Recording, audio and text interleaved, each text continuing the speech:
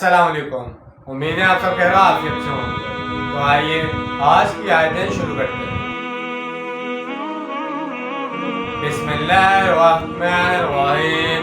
وقالت اليهود يد الله مغلولة غلت أيديهم ولعنوا بما قالوا بل يداه مبسوطتان ينفق كيف يشاء وليزيدن كثيرا منهم ما أنزل إليك من ربك طغيانا وكفرا وألقينا بينهم العداوة والبغضاء إلى يوم القيامة كلما أوقدوا نارا للحرب أطفأها الله ويسعون في الأرض فسادا والله لا يحب المفسدين۔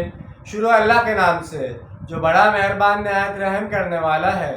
اور یہود نے کہا کہ اللہ کا ہاتھ بند ہو گیا اور ان پر لعنت ہے اس کے سبب جو انہوں نے کہا، بلکہ اللہ کے دونوں ہاتھ تو کھلے ہوئے ہیں، وہ جیسے چاہے خرچ کرتا ہے اور یقیناً اضافہ کرے گا ان میں سے اکثر کی سرکشی اور کفر میں جو کچھ نبی صلی اللہ علیہ وسلم نازل کیا گیا آپ صلی اللہ علیہ وسلم پر، آپ صلی اللہ علیہ وسلم کے رب کی طرف سے، اور ہم نے ان کے مابین قیامت تک کے لیے دشمنی اور بغض ڈال دیا ہے۔ جب کبھی یہ آگ بھڑکاتے ہیں جنگ کے لیے اللہ اس کو بجھا دیتا ہے اور پھر بھی یہ زمین میں فساد مچانے کے لیے بھاگ دوڑ کرتے رہتے ہیں، اور اللہ ایسے مفسروں کو پسند نہیں کرتا۔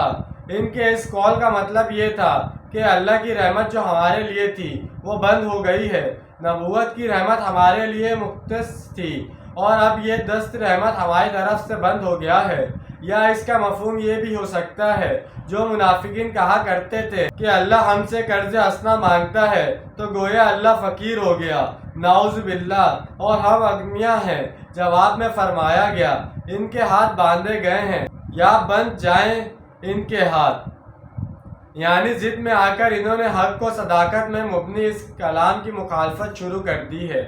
مزید برآں اللہ تعالیٰ کی طرف سے جیسے جیسے جو احسانات بھی آپ صلی اللہ علیہ وسلم پر اور آپ صلی اللہ علیہ وسلم کے ساتھیوں پر ہو رہے ہیں، اللہ تعالیٰ مسلمانوں کو جو غنیمتیں دے رہا ہے، دین کو رفتہ رفتہ جو غلبہ حاصل ہو رہا ہے، اس کے اثر کے نتیجے میں ان کی ضد اور حد درمی بڑھتی جا رہی ہے۔ صلح حدیبیہ کے بعد تو خاص طور پر عرب کے اندر بہت تیزی کے ساتھ صورتحال بدلنی شروع ہو گئی تھی۔ اس کے نتیجے میں بجائے اس کے کہ یہ لوگ سمجھ جاتے کہ واقعی یہ اللہ کی طرف سے حق ہے اور ایک سو ہو کر اس کے ساتھ دیتے، ان کے اندر کی جلن اور حسد کی آگ مزید بھڑک اٹھی۔ جنگ کی آگ بھڑکانے کے لیے یہودی اکثر سازشیں کرتے رہتے تھے، خاص طور پر غزوہ احزاب تو انہی کی سازش کے نتیجے میں برپا ہوا تھا۔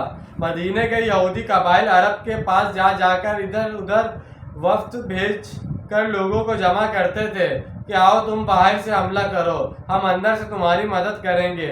ان کی انہی سازشوں کے بارے میں فرمایا جا رہا ہے کہ جب بھی وہ جنگ کی آگ بھڑکاتے ہیں اللہ تعالیٰ اسے بجھا دیتا ہے۔ وَلَوْ أَنَّ أَهْلَ الْكِتَابِ آمَنُوا وَاتَّقَوْا لَكَفَّرْنَا عَنْهُمْ سَيِّئَاتِهِمْ وَلَأَدْخَلْنَاهُمْ جَنَّةَ النَّعِيمِ۔ اگر اہل کتاب ایمان لے آتے اور تقوی کی روش اختیار کرتے تو ہم ان کی برائیوں کو دور کر دیتے اور ہم لازماً انہیں داخل کرتے نعمتوں والے باغوں میں۔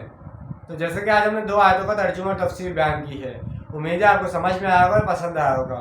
ملتے ہیں اگلی ویڈیو میں، اپنا ڈھیر سارا خیال رکھیے گا، اپنوں سے زیادہ دوسروں کا خیال رکھیے گا۔ جب تک کے لیے اللہ حافظ، فی امان اللہ۔